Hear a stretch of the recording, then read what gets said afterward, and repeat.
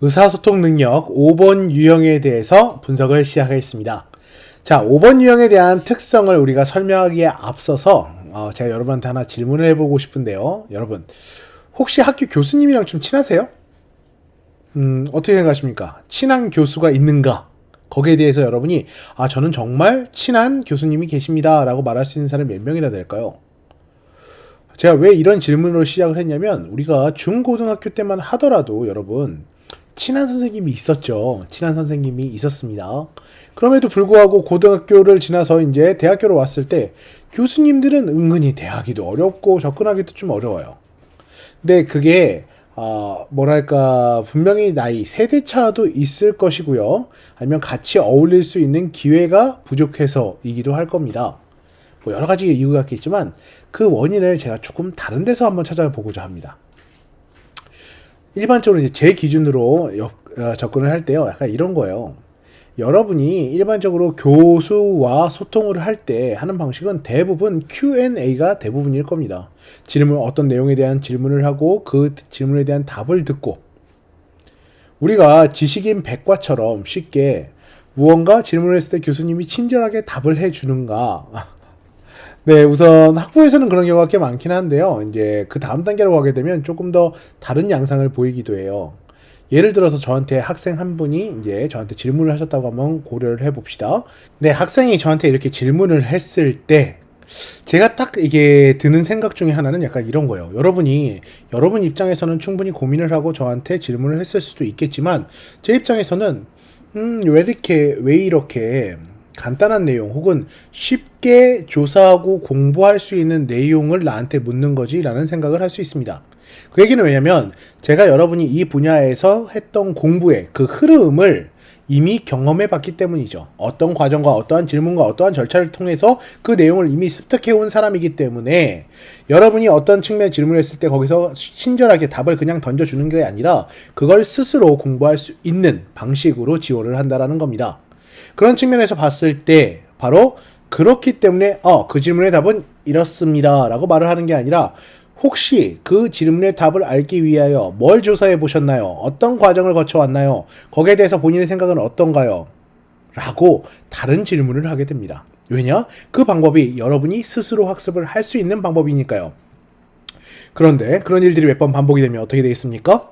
질문을 안 하게 되겠죠. 왜냐면 나는 궁금한 게 있어서 물으러 갔는데 답이 아니라 방법만 알려주고 있으니. 이러한 성향을 갖고 있는 유형이 바로 5번이라고 생각해 주시면 되겠습니다. 실제로 많은 교수 직군에 있는 사람들이 5번 유형의 특성을 갖고 있습니다. 물론 5번 유형이라고 해서 무조건 교수가 된다. 교육자는 다 5번이다. 이건 아닙니다만 어떤 직군에 갔을 때 거기에 대한 유형 분석을 하다 보면 그 유형에 맞는 사람들이 이쪽에 오는 경우가 꽤 많다라는 거죠. 5번 유형의 사람의 이 주요한 특성 중에 하나는 기본적으로 본인 자체가 논리정연하다는 겁니다. 그리고 전략가라는 겁니다. 스스로에 대해서 알고자 하는 어떤 지식을 계속해서 파고드는 사람이 바로 5번 유형의 특성을 갖고 있는 사람입니다. 기본적으로 지식 탐구자라고 불리기도 하고요. 어떠한 철학적인 측면의 사상, 그러니까 무언가를 계속 고민하고 생각하고 거기에서 무언가를 도출하는 사람이라고 볼 수 있습니다. 자기가 아는 지식을 위해서 무언가를 관찰하는 사람이라고 볼 수도 있겠죠.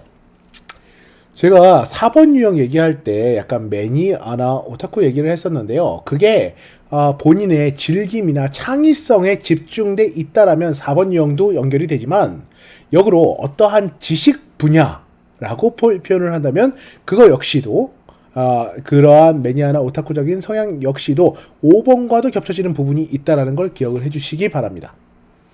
그래서 만약에 여러분의 관심이 만약에 지식 쪽에 있다라면 교육자라든가 연구자라든가 이런 쪽으로 교수자 쪽으로 움직이겠지만 그 지식이 단순히 재미 혹은 뭔가 내가 알고자 하는 어떤 측면만 갖고 접근을 했을 때는 창의성 이외에도 그런 것들이 있을 수 있겠죠. 우리가 흔히 덕질을 한다라고 말하지 않습니까? 덕질? 그러니까 약간은 매니아 같은 그런 느낌인데 내가 좋아하는 걸 계속해서 파고 들어가는 그러한 성향이겠죠. 그러니까 지금 현대 시대에서는 이러한 덕질이 매니아 같은 그러한 느낌이 단순히 4번 영역에서 창의성뿐만 아니라 5번의 지식 영역에서도 나타나게 됩니다. 그렇기 때문에 보다 보면 여러분 예전에 뭐 TV 프로그램에서 보면 생활의 달인이나 아니면 어떤 분야에 대해서 되게 매니아 같은 분들이 나오셔서 그 업계에 대한 혹은 그 부분의 지식에 대한 전문가보다도 훨씬 더한 식견을 갖고 나오는 경우도 있죠. 그런 측면에서 이제 5번 유형의 특성이 나타난다라고 볼 수 있겠습니다. 5번 유형 같은 경우에는요, 여러분, 이렇게 한번 생각해 보실 수 있어요. 기본적으로 정보 수집 능력이 매우 좋은 편입니다.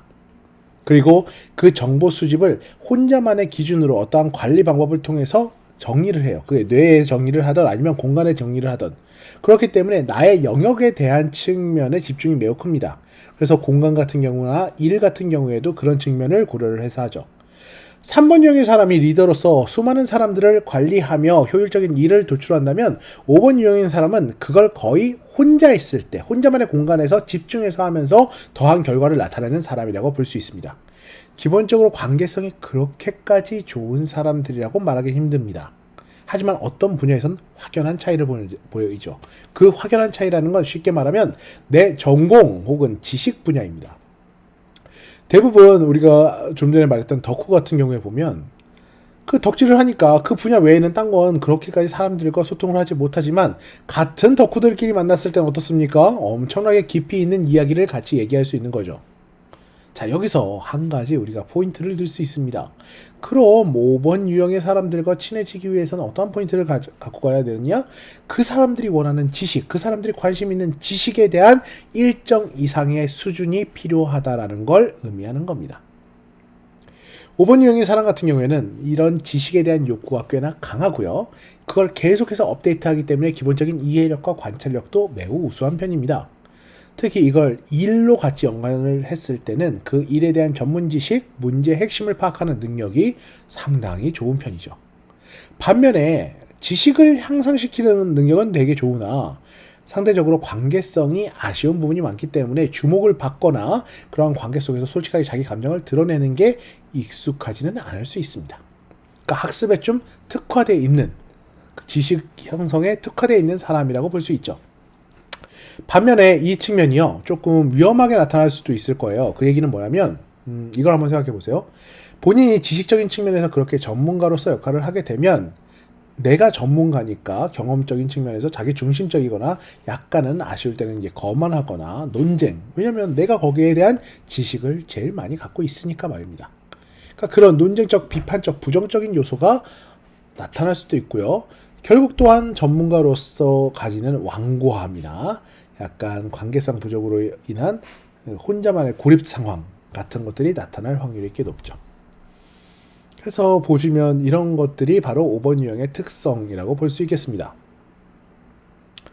자, 우선 5번 유형은 이런 것들을 통합해 봤을 때 이렇게 접근할 수 있어요. 본인의 지식에 대한 자부심이 꽤나 높은 편이고 실제로 그만큼 자부심을 가질 정도로 많은 지식을 갖고 있습니다. 모든 분야의 지식이 아니에요. 어떤 분야에 대한 지식을 갖고 있을 확률이 높습니다.